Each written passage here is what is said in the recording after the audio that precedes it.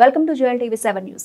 ఆషాఢ మాసం వచ్చిందంటే చాలు తెలంగాణ సాంప్రదాయాల బోనాల ఉత్సవాలు జంట నగరాల్లోనే కాకుండా యావత్ తెలంగాణ నలుమూలలో ప్రజలు బోనాల ఉత్సవాలు ఘనంగా జరుపుకుంటారు. ఆదివారం నాడు ఈ బోనాల పండుగ మహోత్సవాలు గోల్కొండ ఖిలా కేంద్రంలో ప్రారంభమయ్యాయి. మొదటి బోనం ఈ రోజు 12 గంటలకు గోల్కొండలో కొలువుదీరిన శ్రీ జగదాంబికాదేవి అమ్మవారికి సమర్పించడంతో బల్కంపేట శ్రీ రేణుకా ఎల్లమ్మ తల్లి కళ్యాణ మహోత్సవం అలాగే బోనాల సమర్పణ కార్యక్రమాలు అత్యంత వైభవంగా జరుగుతాయి. తదనంతర సికింద్రాబాద్లోని చారిత్రాత్మకమైన శ్రీ ఉజ్జయిని మహంకాళి అమ్మవారి జాతర జూలై 21 ఆదివారం బోనాలు, 22న రంగం, గజారోహణ ఇత్యాది కార్యక్రమాలు రంగరంగ వైభవంగా ఘనంగా జరుగుతాయి. తద్వారా ఆగస్టు 4, 5 తేదీల్లో మిగతా ప్రముఖ అమ్మవారి ఆలయాలు జరగడం ఆనవాయితీ. శ్రావణ మాసంలో కూడా అమ్మవారి బోనాల పండుగ ఉత్సవాలు సాంప్రదాయబద్ధంగా జరుపుకుంటారు.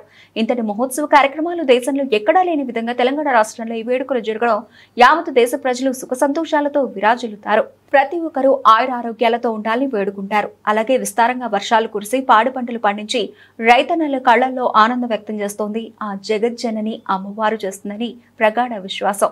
రాష్ట్రంలో నూతనంగా ఏర్పడిన కాంగ్రెస్ ప్రభుత్వం ఈ బోనాల ఉత్సవాలకు ప్రతిష్టాత్మకంగా పెద్ద ఎత్తున నిర్వహించేందుకు చర్యలు తీసుకుంటోంది. అందుకు రాష్ట్ర ప్రభుత్వం 20 కోట్ల రూపాయలు కూడా మంజూరు చేసింది. దేవాదాయ శాఖ మంత్రి శ్రీమతి కొండా సురేఖ, హైదరాబాద్ ఇన్ఛార్జ్ మంత్రి పొన్నం ప్రభాకర్, దేవాదాయ ధర్మాదాయ శాఖ అధికారులు ఈ మేరకు విస్తృత స్థాయిలో చర్చలు జరిపారు.